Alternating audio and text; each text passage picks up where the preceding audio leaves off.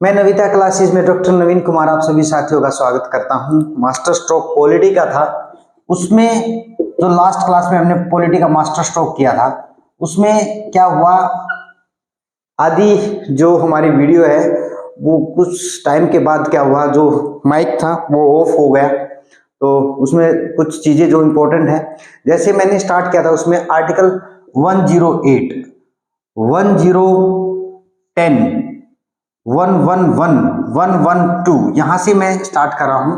देखिए आर्टिकल 108 क्या बोलता है, joint sitting of, joint sitting, sitting of क्या, both the session, both the क्या, पार्लियामेंट के जो सदन है, बोथ दी जिसमें लोकसभा होगी एंड राज्यसभा होगी। ये किस केस में हो सकता है, किस केस में हो सकता है? देखिए ज्वाइंट सीटिंग मनी बिल में नहीं हो सकता, नेवर। कॉन्स्टिट्यूशनल अमेंडमेंट है, संविधान का संशोधन, कॉन्स्टिट्यूशनल अमेंडमेंट एक्ट सीए में नहीं हो सकता। ओनली ज्वाइंट सीटिंग हो सकती है तो वो ऑर्डिनरी बिल में हो सकती है, सामान्य जो बिल होता है उसमें ही क्या हो सकती है, आपकी ज्वाइंट सीटिंग हो सकती है। ये फैक्ट है बच्चे, इनको याद कर लेना। चाहे कोई कैंडिडेट, मैं बोल रहा हूं 9th क्लास का स्टूडेंट हो, 10th क्लास का स्टूडेंट हो, 11th 12th का हो, बीए का हो, एमए का हो, पीएचडी का हो या नेट की तैयारी कर रहा हो, ये वो चीजें बताई जा रही हैं जो बार बार एग्जाम में हिट की जाती हैं। ज्वाइंट सीटिंग का जो कौन बैठेगा, ज्वाइंट सीटिंग में जो ज्वाइंट सीटिंग को देखेगा वो कौन बैठेगा, यहाँ पे वो बैठेगा speaker of Lok Sabha, of Lok Sabha. ठीक है, ये इंपॉर्टेंट चीज है, स्पीकर ऑफ लोकसभा। किसी bill pay, ordinary bill pay अगर ठन जाए दोनों बिल सदनों की, लोकसभा और राज्यसभा की, कि दोनों ही आपस में पैंच फंस जाए, तो प्रेसिडेंट इस चीज के लिए संज्ञान में लेके ज्वाइंट सीटिंग बिठाने के लिए लोकसभा के स्पीकर है वो उसके क्या होते हैं, हेड होते हैं, प्रेसिडेंट बनते हैं, तब वो ज्वाइंट सीटिंग होती है। ये आर्टिकल 108 में ऐसा है ज्वाइंट सीटिंग के बारे में। आर्टिकल 110 है जो मैं बता रहा था, उसमें डेफिनेशन ऑफ मनी बिल है, definition of money bill. Money bill की जो डेफिनेशन होती है वो 110 में दी गई है, definition of money bill, definition of money bill. Money bill की जो डेफिनेशन है वो दी गई है आर्टिकल अनुच्छेद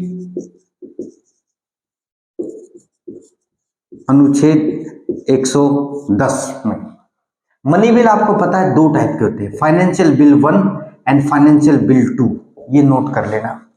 उसके बाद article 111, 1111, assent of president, assent on bill, जो हमारे देश के राष्ट्रपति हैं उनकी अनुमति, बिल पास हो गया लोकसभा में भी राज्यसभा में भी, या पहले वो राज्यसभा में गया फिर लोकसभा में पास हो गया तो वो फाइनली प्रेसिडेंट के पास गया, फाइनली प्रेसिडेंट ने उसको अनुमति देनी है। प्रेसिडेंट के पास ना वीटो पावर होती है, वीटो पावर।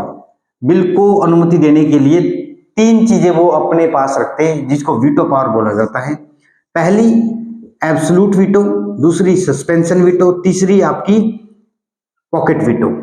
पॉकेट वीटो का यूज किया था ज्ञानी जेल सिंह ने, इंडियन पोस्ट जो ऑफिस बिल था उसमें इन्होंने ये अपनी पॉकेट में रखा था, वो पास ही नहीं हुआ।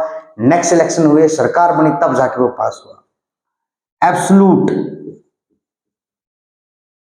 वीटो, सस्पेंशन वीटो, थोड़े टाइम के लिए बिल अपने पास रखेंगे, फिर वापस से रिकमेंड करके वापस से भेज देंगे, सदन फिर से पास कर देगा, फिर फाइनली उनको उसके ऊपर अनुमति देनी पड़ेगी। ये बाइंडिंग है। आर्टिकल 1900 जो संविधान का संशोधन है 1976 और 78 में, 1976 में और 1978 में 42वें और 44वें संविधान के संशोधन के अकॉर्डिंग क्या है, ये सस्पेंशन में वो कुछ टाइम के लिए अपने पास रख सकते हैं। Then pocket veto, pocket veto, ये चीज आपको नोट करनी है। वीटो पावर हमारे प्रेसिडेंट की ही 3 वीटो पावर होती है, हमारे देश के जो राष्ट्रपति उनकी। एएसपी के नाम से मैं इनको जानता हूं, एएसपी, ठीक है, याद निमोनिक है इसका।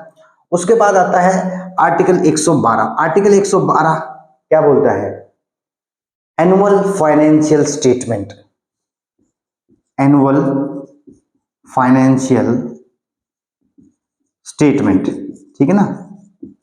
इसको मैं दूसरी परिभाषा में, बच्चे कंफ्यूज हो जाते हैं जब ये टर्म आ जाती है, ये क्या आ गया, इसको दूसरी परिभाषा क्या है, बजट। हमारे देश का जो बजट आता है उसी को बोलते हैं एनुअल फाइनेंशियल स्टेटमेंट, आर्टिकल 112 में ऐसा है। उसके बाद मैं बात करूंगा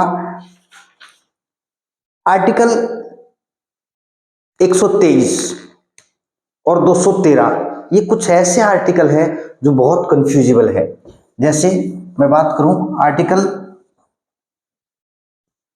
नोट कर लिया होगा आपने, इन चीजों को नोट करो, सबसे इंपॉर्टेंट चीज क्या है, नोट करोगे तो लंबे टाइम तक आपके पास रहेंगे। आर्टिकल 123, आर्टिकल 213, आर्टिकल 262, आर्टिकल 263, ठीक है ना। ये कुछ ऐसे आर्टिकल हैं जो बहुत कंफ्यूजिबल होते हैं और बच्चे कंफ्यूज हो जाते हैं। आर्टिकल 123, ठीक है, ये क्या बोलता है, प्रेसिडेंट की पावर जो होती है, पावर ऑफ प्रेसिडेंट, ऑर्डिनेंस को लेके आ सकता है। ऑर्डिनेंस, कौन, प्रेसिडेंट, प्रेसिडेंट के पास पावर है।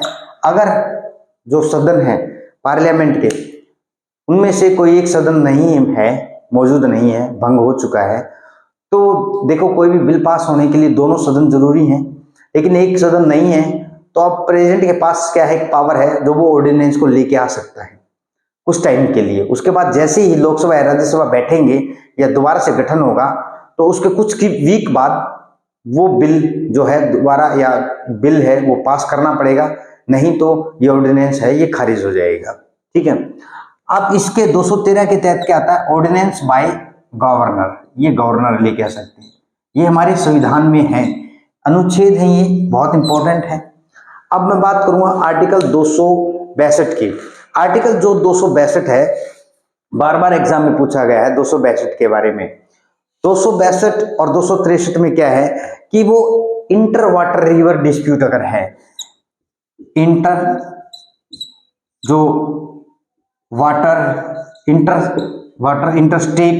इंटरस्टेट रिवर डिस्प्यूट अगर है, जैसे मैंने बात की है SYL के ऊपर, सतलुज यमुना लिंक किस किस के बीच में, अभी पंजाब एंड हरियाणा बीच में। अभी जो सेंटर के जो मंत्री हैं, सेंटर के मंत्री हैं, अभी एक दिन पहले ही पंजाब में उन्होंने मीटिंग की चंडीगढ़ में, और SYL मुद्दे पे दोनों सीएम को बुलाया, मनोहर लाल खट्टर को और उधर से जो मान साहब हैं उनको SYL का जो मुद्दा है वो सॉर्ट आउट करना, क्योंकि 2024 में इलेक्शन है और इलेक्शन को देखते हुए SYL का मुद्दा अगर सॉर्ट आउट होता तो ये भी बहुत बड़ी जीत है सरकार की, और ये इस करके मानेंगे। अभी आप देखें, मैं आज द हिंदू पढ़ रहा था, कतर में कुछ भारतीयों को, 5 से 7 ऐसे भारतीय हैं जिनको मौत की सजा हुई थी, कतर में मौत की सजा हुई थी, लेकिन भारत सरकार ने कुछ ऐसे पैंच लगाए, मोदी जी तो इन चीजों के लिए जाने जाते हैं, इलेक्शन का टाइम आ चुका है तो कुछ न कुछ तो वाई वाई बटोरनी है, ऐसे पैंच भिड़ा दिए, कतर के जो क्राउन है, प्रिंस हैं, उन जो 5 से 7 लोग हैं जिनको मौत की सजा सुनाई दी थी, उनको मौत की सजा से कुछ और उसको रिलैक्स दे दिया गया, फ्री कर दिए गए। अच्छी चीज ये भी। तो सरकार जब चाहती है कुछ भी सॉर्ट आउट कर सकती है। SYL का मुद्दा है, बहुत लंबे टाइम से चला हुआ है, क्योंकि इसको ये इलेक्शन का मुद्दा नहीं बनाना चाहते हम, क्योंकि आम आदमी पार्टी पहले दिल्ली में बोलती थी, अब वो पंजाब में आगे बोलना बंद कर दिया।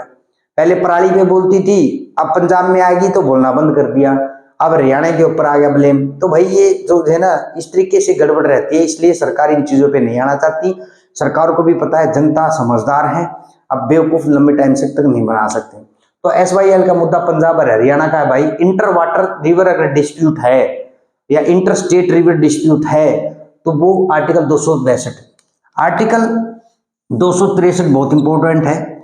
ये क्या बोलता है, inter state council, inter state council होनी चाहिए, इंटर स्टेट काउंसिल, ये जरूरी है इंटर स्टेट काउंसिल, क्योंकि दो अगर राज्यों का जैसे कोई बाउंड्री डिस्प्यूट है, जैसे महाराष्ट्र का चला हुआ है, क्या नाम है, और ऐसे बहुत सारे राज्य हैं, हरियाणा का भी चलता है, मैं बात करूं मध्य प्रदेश में भी ऐसा मुद्दा है, और बहुत सारे ऐसे हैं जो नॉर्थ ईस्ट के स्टेट है जिनमें ये मुद्दा चलता रहता है, क्योंकि बाउंड्री का तो हमेशा से ही प्रॉब्लम रहती है। तो इंटर स्टेट काउंसिल होनी बहुत जरूरी है, राज्य आपस में बैठें, उस बैठक में चेयरमैन जो होंगे वो गृह मंत्री होंगे और बैठ के अपना सारा मामला वो सुलझाने का काम करेंगे।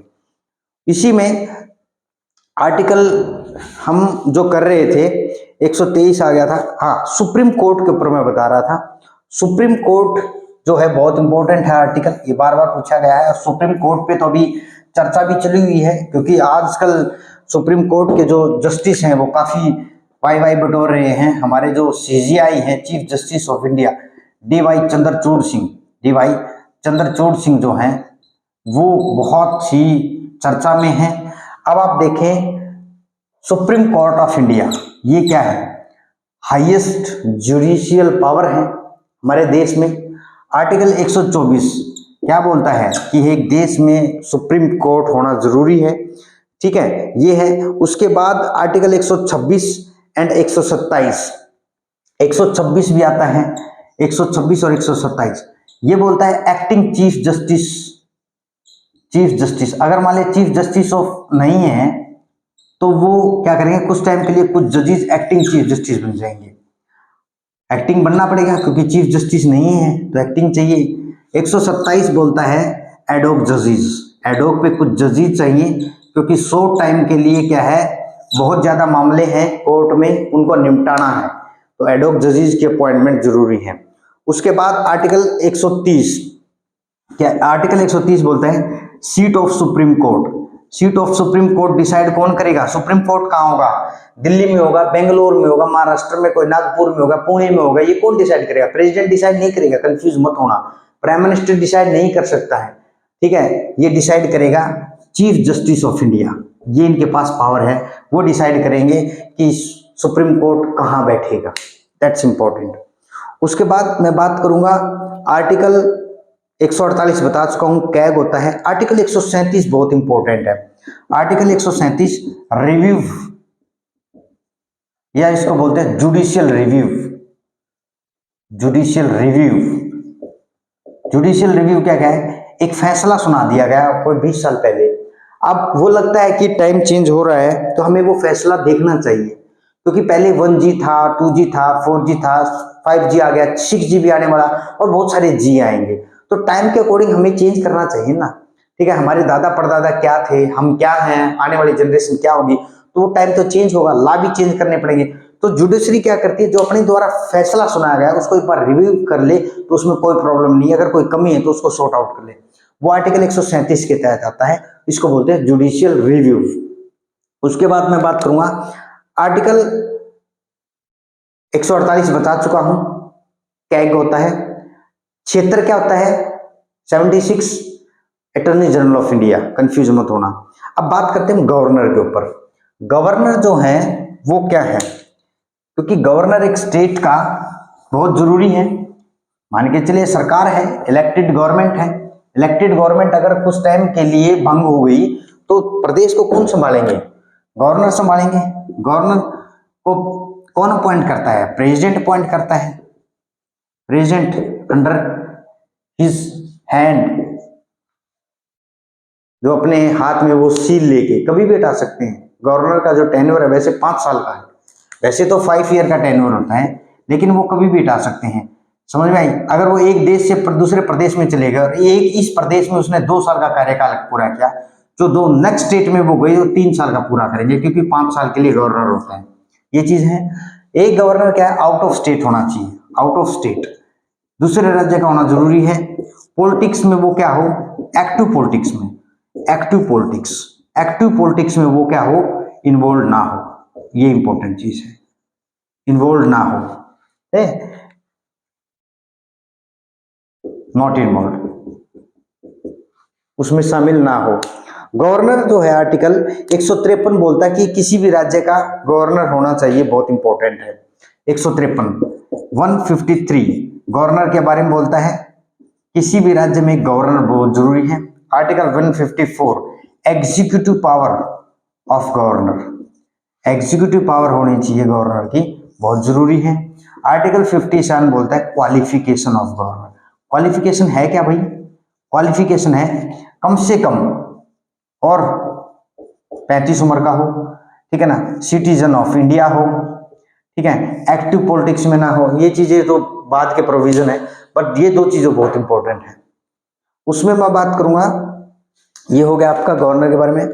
अब आता है गवर्नर की और प्रेसिडेंट की दो पावर ऐसी जबरदस्त हैं जो हम सभी एग्जाम में कभी पूछ लेते हैं। Article 62 and article 161 and article 72।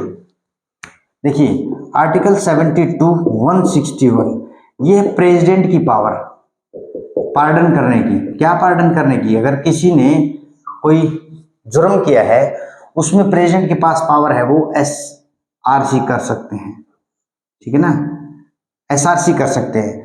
Article 161 के तहत गवर्नर के पास पावर है, गवर्नर के पास पावर है कि अगर वो पार्डनिंग कर सकते हैं, पार्डनिंग हम दया क्षमा कर सकते हैं SRC। क्या इसमें आप रेमिट कर सकते हैं किसी भी, उसको सजा सुनाई है किसी विक्टिम जो के अगर अगेंस्ट कोई ऐसा है, अक्यूज्ड जो है, अक्यूज्ड जो आदमी है उसको रेमिट कर सकते हैं, थोड़ी सी सजा में उसकी कमी कर सकते हैं, कम्यूट कर सकते हैं, चेंज कर सकते हैं सजा दूसरे टाइप से दूसरे टाइप में, ठीक है ना, और सस्पेंड कर सकते हैं, सस्पेंड कर सकते हैं, ठीक है ना। ये इंपॉर्टेंट है। कोई सजा सुना दी गई है तो आर्टिकल 161 के तहत गवर्नर, 72 के तहत प्रेसिडेंट आपकी सस्पेंड, रिमीट एंड कम्यूट। सस्पेंड में खारिज कर दिया भाई, ठीक है, रिमीट में थोड़ा रिलैक्सेशन, छींटे मार दिए, कम्यूट में चेंज कर दी। ये चीज आपको ध्यान रखनी है।